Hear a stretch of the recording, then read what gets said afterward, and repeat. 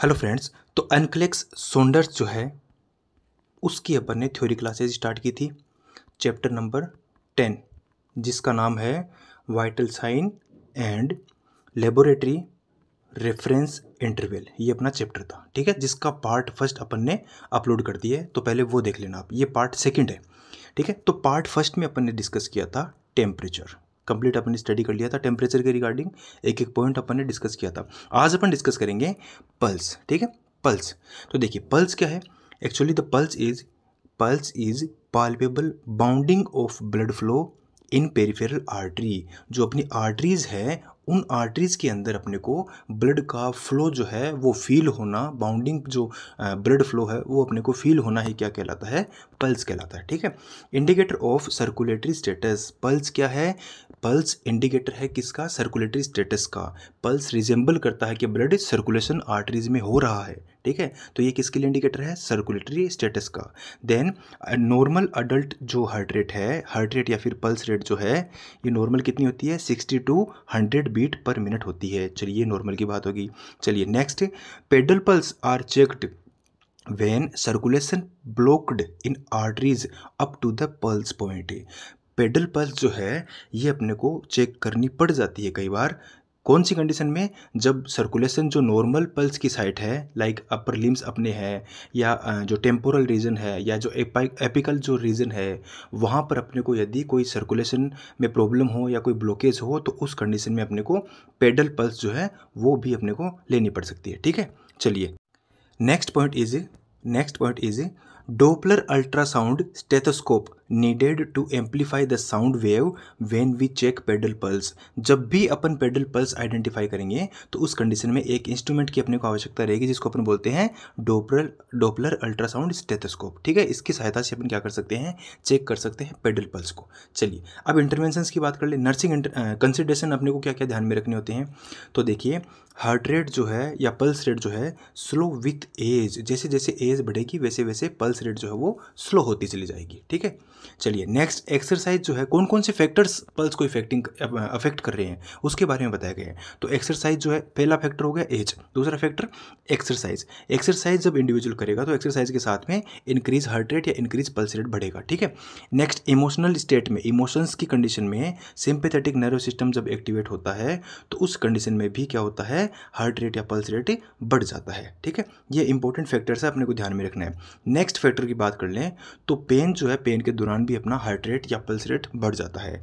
Body temperature जब बढ़ता है तो उस कंडीशन में भी हार्ट रेट बढ़ जाता है, ठीक है। Next, effect of medicine, some important medicine, कुछ एक ऐसी मेडिसिन होती है उनकी वजह से भी हार्ट रेट बढ़ सकती है या फिर घट भी सकती है, ठीक है। चलिए नेक्स्ट जो है लाइक फॉर एग्जांपल एट्रोपिन जो है, एट्रोपिन क्या करती है, इंक्रीज हार्ट रेट कॉज करती है, ठीक है। चलिए next, when BP blood pressure low और when patient has decrease circulatory volume then heart rate increase. ये देखिए बड़ा इंपॉर्टेंट पॉइंट है कि जब भी ब्लड प्रेशर लो होता है, ठीक है, और साथ ही साथ जब भी सर्कुलेटरी वॉल्यूम अगर ब्लड का कम होगा, डिक्रीज होगा, तो उस कंडीशन में भी हार्ट रेट जो है, पल्स रेट जो है वो कंपनसेट करने के लिए बढ़ जाता है, ठीक है।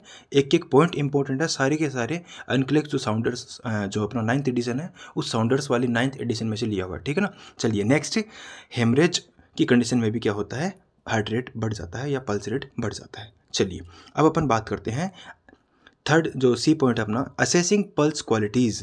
पल्स की जो क्वालिटीज़ है वो किस प्रकार से असेस की जाती है, तो देखिए ड्यूरिंग काउंटिंग पल्स नोट क्या क्या चीज़ें अपने को नोट करनी चाहिए, तो रेट नोट करना चाहिए, किस रेट पर, किस दर पर पल्स जो है वो बीट हो रहा है, रिदम अपने को रिदमिक है या नहीं है, बीच में कोई इंटरवल तो नहीं है, कोई स्टॉपेज तो नहीं है पल्स के दौरान, ये अपने को नोट करना चाहिए। स्ट्रेंथ नोट करना चाहिए, स्ट्रेंथ का मतलब होता है फोर्स, बाउंडिंग पल्स है या फिर वीक मरी मरी सी पल्स है, ठीक है।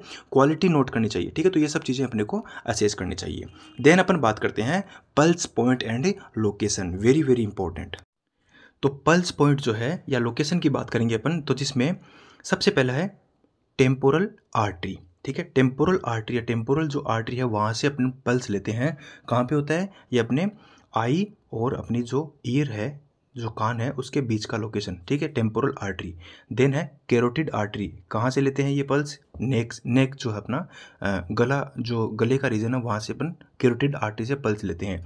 तीसरी साइट है एपिकल पल्स। एपिकल पल्स कहाँ पे होती है, ये अपने हार्ट वाले रीजन पे होती है। देन ब्रेकियल पल्स कहाँ होती है, फोर आर्म में होती है। देन रेडियल पल्स कहाँ होती है, थंब वाला जो पार्ट है अपना, जो अंगूठा है वहाँ उसके पास में होती है, ठीक है। अल्नार जो पल्स है ये जस्ट रेडियल के अपोजिट, जो अपनी छोटी अंगुली है, जो स्मॉल फिंगर है, वहाँ पे अल्नार पल्स अपने को फील करनी होती है, ठीक है।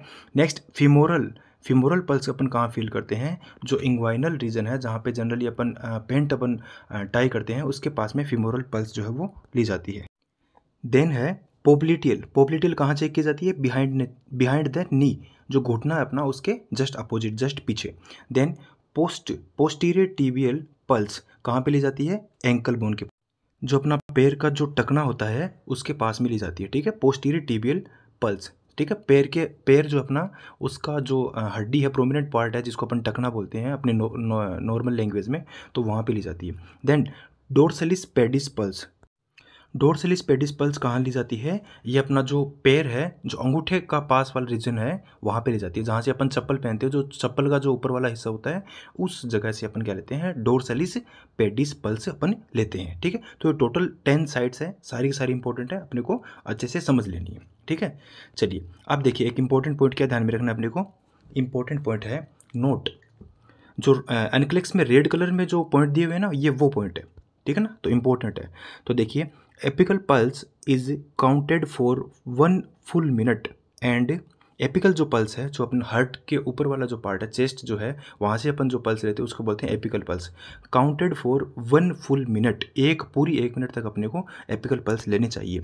And assess in patient with an irregular radial pulse और heart condition before administer cardiac medication, for example digoxin and beta blockers. Apical pulse जो है वो पूरी 1 मिनट तक लेनी चाहिए।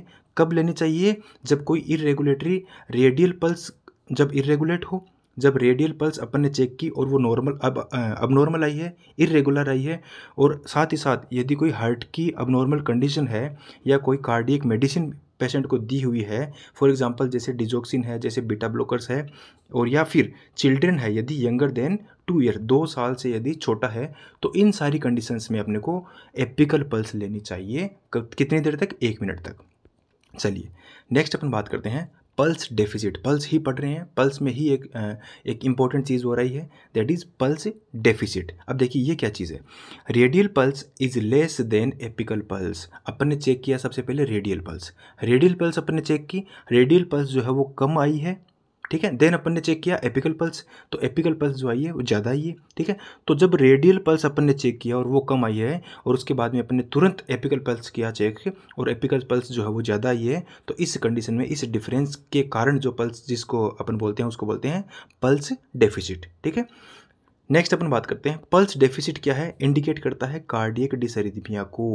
क्यों, क्योंकि रेडियल पल्स तो डिक्रीज है और एपिकल पल्स क्या है, इंक्रीज है। तो उस कंडीशन में ये जो पल्स का डिफरेंस है, इसको अपन ने क्या बोल दिया, इस डिफरेंस को अपन ने बोल दिया पल्स डेफिसिट। और ये जो पल्स डेफिसिट वाली स्थिति है ये कार्डियक डिसरिथमिया को इंडिकेट करती है, अबनॉर्मलिटी है। चलिए अब अपन कैसे चेक करेंगे पल्स डेफिसिट को, अपन कैसे चेक करेंगे, देखिए।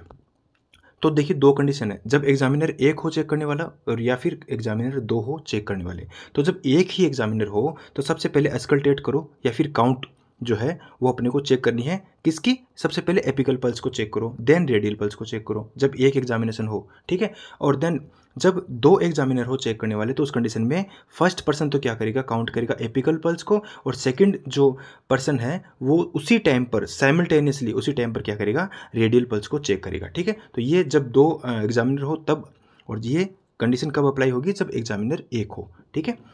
नेक्स्ट अपन बात करते हैं पल्स डेफिसिट जो है, this is the abnormal condition, tell the doctor. यदि ऐसा हो रहा है, पल्स डेफिसिट मिल रहा है, तो अपने को डॉक्टर को बताना चाहिए। तो इस प्रकार से अपना पल्स कंप्लीट होता है। टेम्परेचर कल की जो फर्स्ट पार्ट था उसमें अपना टेम्परेचर कंप्लीट हो गया, आज के इस सेकंड पार्ट में पल्स कंप्लीट हो गया। अब अपन नेक्स्ट बात करते हैं रेस्पिरेशन की, ठीक है। रेस्पिरेशन और साथ में ब्लड प्रेशर भी अपना आज कंप्लीट करेंगे। सेकेंड पार्ट है अपना, नेक्स्ट है रेस्पिरेशन, ठीक है। वाइटल साइन पढ़ रहे थे जिसके अंदर टेम्परेचर हो गया, पल्स हो गया, रेस्पिरेशन थर्ड पार्ट है। ठीक है। तो देखिए डिस्क्रिप्शन की बात करें तो रेस्पिरेशन क्या है, exchange gases between atmosphere and blood, ठीक है, यानी कि वातावरण से और अपना जो ब्लड है उसके अंदर एक्सचेंज हो रहा है किसका, गैसेज का ही क्या कहलाता है, रेस्पिरेशन कहलाता है। तो इस प्रकार के रेस्पिरेशन को तो बोलेंगे अपन एक्सटर्नल रेस्पिरेशन। और अब ब्लड के अंदर देखिए, ब्लड के अंदर और ब्लड की जो बॉडी की जो सेल्स है उनके बीच में जो एक्सचेंज हो रहा है गैसेज का, CO2 और O2 का, उसको अपन बोलेंगे इंटरनल रेस्पिरेशन, ठीक है। चलिए नेक्स्ट रेस्पिरेशन रेट की बात करेंगे। रेस्पिरेशन रेट में very with age, according to age, जैसे जैसे एज जो है वो बढ़ेगी रेस्पिरेटरी रेट जो है इसमें भी क्या होगी, वेरिएशन आता रहेगा। नॉर्मल अडल्ट रेस्पिरेशन की बात करें तो 12 से 20 ब्रीथ जो है पर मिनट के हिसाब से ये नॉर्मल रेस्पिरेशन माना जाता है। चलिए नर्सिंग कंसिडरेशन की बात कर लें तो factor that affecting respiration rate, ठीक है। तो सबसे पहले कौन कौन से फैक्टर्स अपने को अफेक्ट अपने जो रेस्पिरेशन उसको अफेक्ट कर सकते हैं। First one is exercise, exercise के बाद में रेस्पिरेशन बढ़ जाता है। इमोशनल स्टेट हो, एंजाइटी हो, ठीक है, सिंपैथेटिक नर्व सिस्टम स्टिमुलेट हो चुका हो या मेडिसिन है उनकी वजह से क्या होता है, हार्ट रेट बढ़ जाता है, ठीक है, या रेस्पिरेशन रेट जो है वो बढ़ जाता है। चलिए next, increase CO2 and decrease blood O2, ये अगर कंडीशन बन रही है कभी भी बॉडी में, उस कंडीशन में ये स्टिमुलेशन देता है किसको, रेस्पिरेटरी रेट को, रेस्पिरेटरी सेंटर जो अपना उसको स्टिमुलेशन जाता है। जब भी बॉडी में CO2 बढ़ जाता है तो अपना जो ब्रेन के अंदर रेस्पिरेटरी सेंटर है उसको स्टिमुलेशन मिलता है और उस कंडीशन में रेस्पिरेटरी रेट जो है वो बढ़ जाती है, ठीक है। तो ये भी एक कारण हो गया रेस्पिरेटरी रेट का बढ़ने का। देन हेड इंजरी है, इंक्रीज ICP है, इंट्राक्रेनियल प्रेशर बढ़ चुका है, तो उस कंडीशन में डिप्रेशन होगा किसका, रेस्पिरेटरी जो कंट्रोलिंग सेंटर है ब्रेन के अंदर उसमें डिप्रेशन होगा, वो डिप्रेस होगा और इस वजह से रेस्पिरेटरी रेट घट भी जाता है, ठीक है। तो दो कंडीशन मैंने यहाँ पे डिस्कस की है, कौन कौन सी, कि रेस्पिरेटरी रेट बढ़ कौन सी कंडीशन में रही है, तो बढ़ तो रही है जब CO2 बढ़ जाता है तो अपना जो सेंटर है ब्रेन के अंदर उसको स्टिमुलेशन मिलता है और उसकी वजह से रेस्पिरेटरी रेट बढ़ जाती है। और दूसरी घट कब रही है, तो कब घटेगी, जब हेड इंजरी हो या इंट्राक्रेनियल प्रेशर बढ़ जाता है तो उस कंडीशन में रेस्पिरेटरी डिप्रेसिव जो सेंटर है वो एक्टिवेट होता है और इस वजह से रेस्पिरेशन रेट जो है वो डिक्रीज हो जाती है। तो ये सब अपने को ध्यान में रखनी है। चलिए some drugs for example opioid analgesic है या डिप्रेशन जो सेडेटिव्स वगैरह है, ठीक है, ये क्या करती है, डिप्रेस करती है रेस्पिरेटरी सेंटर को और इसकी वजह से रेस्पिरेटरी रेट जो है वो डिक्रीज हो जाती है। चलिए नेक्स्ट अपन बात करते हैं असेसिंग रेस्पिरेटरी रेट, ठीक है, किस प्रकार से अपन असेस करेंगे, तो always count the client respiration rate after radial pulse. तो ये देखिए जब अपन पल्स ले रहे होते हैं एक्चुअली उस टाइम पे ही अपने को रेस्पिरेशन जो है वो चेक कर लेना है, ठीक है। तो पोजीशन क्या रहेगा पेशेंट का वो बता रखा है यहाँ पे, hand on clients chest, patient जो है वो लाई डाउन है सुपाइन पोजीशन में और हैंड जो है अपनी चेस्ट पे रखा हुआ है और हैंड का मूवमेंट देख करके अपन ऊपर नीचे जो हैंड का मूवमेंट होगा इंडिविजुअल का, पेशेंट का जो हैंड है वो अपनी चेस्ट पे रख देंगे उसकी पे और अपन देन उसका जो रेस्पिरेशन है वो अपन चेक करेंगे, ठीक है। इस प्रकार से ये एनक्लेक्स में बताया गया है, ठीक है। चलिए नेक्स्ट अगला जो पॉइंट है that is one respiration is equal to both inspiration and expiration, उसको अपन बोलेंगे कंप्लीट श्वसन। श्वसन का मतलब इंस्पिरेशन, ठीक है, सांस अंदर जा रही है और एक्सपिरेशन सांस बाहर छोड़ रहे हैं, तो एक बार सांस अंदर ली और एक बार बाहर छोड़ी, उसको दोनों को मिलाकर के अपन एक रेस्पिरेशन बोलेंगे। चलिए next respiration rate, depth, pattern, sound, ये सब चीज़ें अपने को as a nursing officer respiration जब अपन चेक कर रहे हैं तो ये सब चीज़ें अपने को आइडेंटिफाई करनी होती है। चलिए next point, respiration should check for 1 full minute, complete 1 minute तक अपने को चेक करना चाहिए। चलिए ये अपना रेस्पिरेशन कंप्लीट होता है, अपन ने टेम्परेचर पढ़ लिया, अपन ने पल्स पढ़ लिया, अपन ने रेस्पिरेशन पढ़ लिया अपन ने, ठीक है। लास्ट अपना पार्ट है दैट इज पल्स, ठीक है, सॉरी ब्लड प्रेशर, ठीक है, ब्लड प्रेशर अपन डिस्कस करेंगे। तो देखिए डिस्क्रिप्शन की बात करें तो BP क्या है, the force on wall of artery exert by heart, heart के द्वारा आर्टरीज के अंदर लगाया गया ब्लड का प्रेशर ही क्या कहलाता है, ब्लड प्रेशर कहलाता है। चलिए अब देखिए दो इंपॉर्टेंट बिंदु, सिस्टोलिक और डायस्टोलिक क्या है, बड़ा इंपॉर्टेंट, दोनों के दोनों इंपॉर्टेंट पॉइंट है। First the peak of maximum pressure, the peak of maximum pressure when ejection occur, एक ब्लड का हार्ट के द्वारा लगाया गया ब्लड का ऐसा प्रेशर आर्टरीज के अंदर जो कि पीक है, पहली बात तो क्या है वो पीक है, ठीक है, और साथ ही साथ क्या है वो इजेक्शन, इजेक्शन को क्रिएट कर रहा है, यानी ब्लड को बाहर जो है वो निकाल रहा है, वेंट्रिकल से बाहर निकाल रहा है, इजेक्ट कर रहा है, ठीक है। तो उस प्रेशर को अपने उस पीक प्रेशर को, उस मैक्सिमम प्रेशर को ही अपन क्या बोलेंगे, सिस्टोलिक ब्लड प्रेशर बोलेंगे। कितना होता है जनरली 120 होता है। वापस पढ़ लीजिए, देखिए इंपॉर्टेंट लाइन है, सिंपल सी लाइन है लेकिन बड़ी इंपॉर्टेंट बात है ये। The peak of maximum pressure, the peak of maximum pressure when ejection occur. Ejection का मतलब क्या है? Ejection, blood ejection. कहाँ से इजेक्शन? वेंट्रिकल से इजेक्शन, ठीक है। तो ऐसा पीक प्रेशर जिसके बाद में जो ब्लड है वो इजेक्ट हो रहा है, वेंट्रिकल से इजेक्ट हो रहा है, तो उस पीक प्रेशर को ही क्या बोलेंगे? सिस्टोलिक प्रेशर बोलेंगे। 120 होता है, ठीक है, mm ऑफ Hg होता है। अब बात करेंगे डायस्टोलिक की। तो देखिए, the blood remain in artery vein the ventricle relax. Blood artery के अंदर रह जाता है कुछ, कब? जब वेंट्रिकल रिलैक्स होते हैं। वेंट्रिकल रिलैक्स कब होंगे? जब उन्होंने जस्ट प्रायर उन्होंने कॉन्टैक्ट किया होगा, ठीक है। तो इस स्टेट के बाद में ही क्या होती है, ये स्टेट आती है। फर्स्ट सिस्टोलिक होगा और देन डायस्टोलिक होगा। तो पहले वेंट्रिकल्स कॉन्ट्रैक्ट हो चुके, उसके बाद में अब क्या है, वेंट्रिकल रिलैक्स होंगे और जो ब्लड है वो आर्टरी के अंदर, कुछ ब्लड आर्टरी के अंदर रह जाता है, ठीक है। तो जो रह गया ब्लड है उसका प्रेशर, उसका फोर्स जो है, उसका जो फोर्स एक्सर्शन हो रहा है उसको अपन बोलते हैं डायस्टोलिक प्रेशर, ठीक है ना। वापस समझा देता हूँ। सबसे पहले हार्ट है, हार्ट के दोनों वेंट्रिकल्स है, ये दोनों क्या है? वेंट्रिकल्स है। इन्होंने वेंट्रिकल्स ने क्या किया? कॉन्ट्रैक्शन लगा करके ब्लड को बाहर फेंक दिया, ठीक है, बाहर पुश कर दिया, ठीक है, ब्लड बाहर फेंक दिया, ठीक है। उस कंडीशन में क्या होगा? उसको तो अपन ने बोल दिया सिस्टोलिक प्रेशर। जो प्रेशर लगाया है वेंट्रिकल्स ने उसको तो बोल दिया सिस्टोलिक प्रेशर। अब क्या होगा? वापस रिफिलिंग होगा, वापस जो वेंट्रिकल्स है उनके अंदर ब्लड आएगा, ठीक है। तो जब वापस वेंट्रिकल्स जो है वो रिलैक्स हो रहे हैं, उस कंडीशन में जो बाहर की जो आर्टरीज है, इन आर्टरीज के अंदर भी कुछ ब्लड होता है, प्रेजेंट होता है और वो थोड़ा प्रेशर लगाता है, उस प्रेशर को अपन बोलेंगे डायस्टोलिक प्रेशर, ठीक है ना। ये कितना होता है? 80 mm ऑफ Hg होता है। चलिए नेक्स्ट, सिस्टोलिक डायस्टोलिक हो गया। चलिए नेक्स्ट पॉइंट, डिफरेंस बिटवीन। ये मैंने अनक्लेक्स सोंडर्स का टू द पॉइंट एक एक चीज़ें ली है, ठीक है ना, थोड़ा सिंप्लीफाई किया अपने हिसाब से। बाकी एक एक चीज़ें जो एक एक पॉइंट है ये सोंडर्स के अंदर मैंने एजिट लिया है, ठीक है। चलिए next, difference between systolic and diastolic pressure, इसको अपन क्या बोलेंगे? पल्स प्रेशर बोलेंगे, ठीक है। किस किस में डिफरेंस है? सिस्टोलिक बीपी में और डायस्टोलिक बीपी में डिफरेंस को ही अपन क्या बोलते हैं? पल्स प्रेशर बोलते हैं। जनरली कितना होता है? तो 120 - 80 बराबर 40 mm ऑफ Hg होता है। चलिए नेक्स्ट पॉइंट की बात कर लेते हैं। हाइपरटेंशन की बात कर रहे हैं कि व्हेन 2 और more than 2 reading show more than 120/80, जब 2 या 2 से अधिक बार बीपी जो है ये अपने को मोर देन 120/80 अपने को मिल रहा है, तो उसको अपन हाइपरटेंशन में कंसिडर करेंगे। चलिए अब देखिए, अनक्लेक्स में दे रखा है बॉक्स नंबर 10.3, तो उसमें अपने को देखना है कैटेगरीज ऑफ हाइपरटेंशन। कैटेगरीज दे रखी है, इंपॉर्टेंट है ये। तो देखिए नॉर्मल बीपी का पढ़ेंगे यहाँ पे सबसे पहले।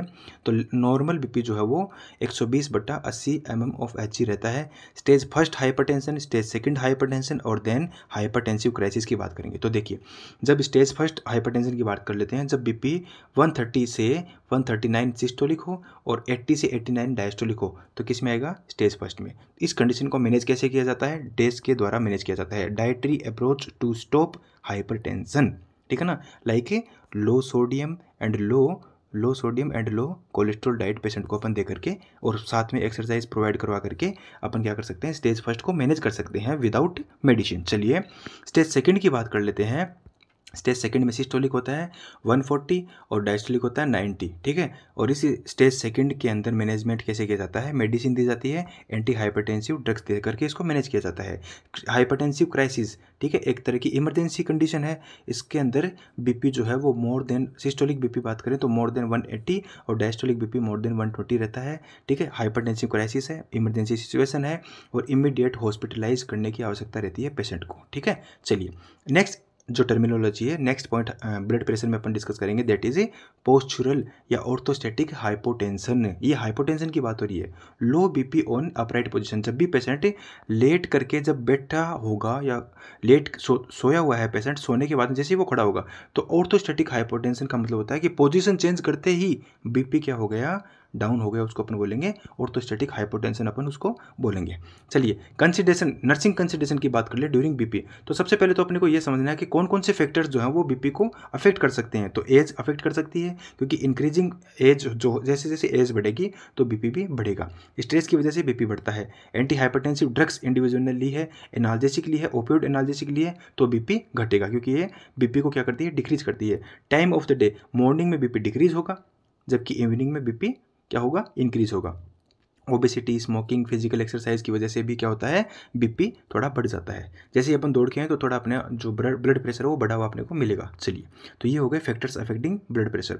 देन अपन बात करते हैं गाइडलाइन फॉर मेजरिंग बीपी। ये बड़ी इंपॉर्टेंट है, यहाँ से क्वेश्चन बनता है। ये क्लिनिकल जो प्रैक्टिकल फील्ड है वहाँ से अपने को ये पूरा टॉपिक यहाँ से अब क्वेश्चन बनेगा। देखिए गाइडलाइन फॉर मेजरिंग बीपी, किस प्रकार से अपन बीपी को मेजर करना चाहिए। तो देखिए सबसे पहले determine the best site for assessment. सबसे पहले साइट असेसमेंट करना है कि फोरआर्म में अपने को चेक करना है तो कौन सी लोकेशन पे अपन बीपी कफ अप्लाई करेंगे। तो सबसे पहले तो ये अपने को आइडेंटिफाई करना है। चलिए नेक्स्ट पॉइंट,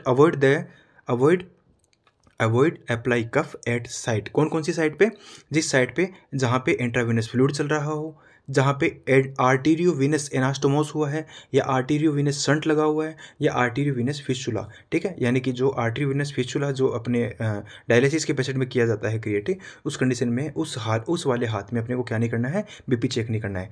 या नेक्स्ट ब्रेस्ट जो सर्जरी हो रखी है या एक्सिलरी सर्जरी हो रखी है, जो अंडर आर्म्स अपने वहाँ की जो सर्जरी हो रखी है, तो उस कंडीशन में भी क्या नहीं करेंगे, वहाँ से बीपी अपन नहीं लेंगे। देन इंजरी हो रखी है तो भी अपन उस वाले पार्ट से बीपी नहीं लेंगे। ठीक है, तो ये अपने को अवॉइड करनी है। चलिए नेक्स्ट पॉइंट है लेग में यूज। कई बार लेग का भी बीपी लिया जाता है। मेरे को याद है कि जब शायद सेकंड ईयर या थर्ड ईयर में जब मैं था, तो उस दौरान जब एग्जामिनर आए थे तो मैं बड़ा इंटेलिजेंट बनने के चक्कर में, जब मेरा वाइवा अच्छा हो गया उसके बाद में मैं थोड़ा इंटेलिजेंट बनने की कोशिश कर रहा था, तो मैंने उस एग्जामिनर को पूछा कि सर यदि इंडिविजुअल के हैंड जो है, हाथ अगर कट जाएँ, दोनों हाथ जो है वो अगर इंडिविजुअल पेशेंट के कट जाएँ तो उस कंडीशन में बीपी कैसे लेंगे। ठीक है ना। तो वो एग्जामिनर भी भैया इंटेलिजेंट थे, वो भी खैर कोई पीएचडी वगैरह किए हुए थे, एमएससी नर्सिंग वगैरह उस टाइम के वो किए हुए थे। उन्होंने मेरे को उस टाइम वो आंसर दिया जो कि आज अनक्लिक्स में अपन पढ़ेंगे। उन्होंने बताया कि यदि हैंड इंडिविजुअल के दोनों नहीं हो, हाथ लिम्ब जो अपर लिम्ब से वो कटे हुए हो, तो उस कंडीशन में लेग जो है वहाँ का बीपी भी अपन ले सकते हैं। ठीक है ना। तो देखिए ये वही पॉइंट है, लेग में यूज, लेग का बीपी अपन ले सकते हैं। ठीक है। इफ़ ब्रेकियल आर्टरी इनएसेसिबल, जब ब्रेकियल आर्टरी इनएसेसिबल हो, यानी कि ब्रेकियल आर्टरी जो है वो अपने को, मान लीजिए इंजरी की कंडीशन हो गई है या कोई प्रॉपर दोनों हाथ जो है उसके अंदर क्या हो रखा है, कोई ना कोई इन्वेजिव प्रोसीजर हो रखा है, तो उस कंडीशन में अपने को लेग का बीपी लेना पड़ सकता है। या फिर जो लिम्स हैं वो कट चुके हैं, ठीक है, उस कंडीशन में भी अपने को लेग का बीपी लेना पड़ सकता है। सो इन दिस कंडीशन, इस कंडीशन में क्या किया जाता है, कैसे लेंगे, बीपी कप जो है वो रेप करेंगे अराउंड द थाई। जो अपनी थाई जो है, जो थाइज हैं वहाँ पे अपन बीपी कप अप्लाई करेंगे और स्टेथोस्कोप प्लेस करेंगे पोप्लिटियल आर्टरी पे। जो पोप्लिटियल आर्टरी जो मैंने बताई थी, उस आर्टरी पे अपन क्या करेंगे, जो स्टेथोस्कोप है वो लगा करके अपन स्टेथोस्कोप से साउंड सुनेंगे। कौन सा साउंड, कोर्टिकोप साउंड जो वो सुनेंगे अपन। ठीक है, चलिए ये आगे आएगा साउंड का नाम भी। चलिए नेक्स्ट, इफ़ पेशेंट स्मोक्ड, यदि पेशेंट सिगरेट स्मोकिंग वगैरह किया हुआ है, चिलम वगैरह पिया हुआ है, एक्सरसाइज किया हुआ है, तो वेट फॉर 30 मिनट। तो उस कंडीशन में 30 मिनट का अपने को वेट करना चाहिए। 30 मिनट बाद में ही अपने को बीपी जो है वो लेना चाहिए। पोजीशन कौन सी होनी चाहिए बीपी लेने के दौरान, तो सबसे पहले फर्स्ट प्रायोरिटी तो देनी है सिटिंग पोजीशन पे। पेशेंट को बिठा देना है और सामने अपना जो पेशेंट के जो हैंड है उन हाथों को क्या करना है, चेयर पर आराम से रिलैक्स करवा देना है और बीपी ले लेना है। तो फर्स्ट पोजीशन तो ये है। और उस कंडीशन में यदि फर्स्ट पोजीशन अपन सिटिंग पोजीशन नहीं प्रोवाइड करवा सके तो lying position, lying supine position जो है ये भी अपन पेशेंट को प्रोवाइड करवा सकते हैं। चलिए, ask the patient do not speak during measurement, बोलना नहीं है बीपी लेते टाइम, ये अपने को पेशेंट को बोलना है। चलिए, ensure the cuff fully deflected and then eventually evenly wrapped around the extremities. तो देखिए सबसे इंपॉर्टेंट चीज़ है, ये ध्यान में रखना है। जब अपन बीपी कफ अप्लाई कर रहे होते हैं तो जो बीपी कफ है वो क्या होना चाहिए, डिफ्लेटेड, उसमें हवा नहीं होनी चाहिए पहले से। देन अपने को रैप करना है, इवनली रैप करना है। ठीक है, प्रॉपर तरीके से उसको क्या कर दिया, रैप करेंगे अपन कहाँ पे, अपर आर्म पे। ठीक है, अराउंड द एक्सट्रीमिटीज़। ठीक है, ये इंपॉर्टेंट पॉइंट अपने को ध्यान में रखना है कि डिफ्लेट होना चाहिए, यहाँ पे इंपॉर्टेंट है डिफ्लेशन। ठीक है, उसमें पहले से हवा नहीं होनी चाहिए, इन्फ्लेट नहीं होना चाहिए वो। चलिए नेक्स्ट, डॉक्यूमेंट। अब देखिए कैसे अपन रीडिंग लेंगे। Document first Korotkoff sound. ठीक है, जैसे ही अपने बीपी का अप्लाई किया, रैप करने के बाद में अपन क्या करेंगे, उसको इन्फ्लेट करेंगे, इन कफ को क्या करेंगे, इन्फ्लेट करेंगे। इन्फ्लेट करने के बाद में जैसे जैसे अपन उसको अपन खोलेंगे, ओपन करेंगे, तो उस दौरान क्या होगा, कोर्ट का साउंड, जो फर्स्ट साउंड अपने को सुनाई देगा उसको अपन बोलते हैं कोर्टिकोव साउंड। फर्स्ट कोर्टिकोव साउंड उसको बोलते हैं, जो कि अपना सिस्टोलिक बीपी होता है। ये इंपॉर्टेंट चीज़ है यहाँ पे। देन क्या होगा, आफ्टर सम टाइम जैसे जैसे और अपन फॉल डाउन होगा, ठीक है, तो उस दौरान फिफ्थ कोर्ट जो साउंड है वो अपने को सुनाई देगा। इसको अपन बोलते हैं डायस्टोलिक प्रेशर। ये इंपॉर्टेंट है। तो देखिए, फर्स्ट कोर्ट से लेकर के जो फिफ्थ वाला जो कोर्ट है, इसके बीच में सेकंड भी आता है, थर्ड भी आता है, फोर्थ भी आता है, ठीक है। तो ये क्या ये सुनाई देंगे अपने को, ये स्टेथोस्कोप की सहायता से नहीं सुनाई देते हैं, ठीक है ना। इनके लिए अलग एक इंस्ट्रूमेंट होता है, इसको अपन बोलते हैं कार्डियोफोनोमीटर, ठीक है। तो उसकी हेल्प से ये सुनाई देंगे। तो अपने को ये दो ही चाहिए, कौन सा, फर्स्ट कोर्टकोफ और फिफ्थ कोर्टकोफ साउंड चाहिए। फर्स्ट कोर्टकोफ को अपन ने क्या बोल दिया, सिस्टोलिक बीपी, और फिफ्थ जो कोर्टकोफ है उसको अपन ने बोल दिया डायस्टोलिक बीपी, अपन ने उसको बोल दिया, ठीक है। तो ये दोनों पॉइंट ध्यान से स्टडी कर लेना। जिन बच्चों को नहीं समझ में आया, किताब की लैंग्वेज नहीं समझ में आएगी, मैंने थोड़ा ईजी करके आपको समझाएगी, ठीक है। चलिए, नेक्स्ट बात है नोट। अब देखिए इंपॉर्टेंट चीज़ क्या है, सेलेक्ट एप्रोप्रिएट साइज कफ। एप्रोप्रिएट सही साइज का कफ अपने को सेलेक्ट करना होता है। तो देखिए, दो इंपॉर्टेंट चीज़ें हैं, ये बीच में मैं लाइन, यहाँ पे लाइन खींच देता हूँ। दोनों की दोनों इंपॉर्टेंट चीज़ें ध्यान में रखनी है। कौन कौन सी, ये वाली दोनों। यदि बीपी कफ स्मॉल साइज का होगा या अपन ने लूज बांध दिया होगा, तो उस कंडीशन में फॉल्सली हाई रीडिंग आएगी, गलत ज़्यादा, ठीक है। जो फॉल्स इंक्रीजिंग जो रीडिंग है वो आएगी। जब स्मॉल बीपी कफ अप्लाई किया है और अपन ने या फिर लूज बांध दिया है, ठीक है, तो उस कंडीशन में क्या होगा, फॉल्सली हाई मिलेगा अपने को रीडिंग।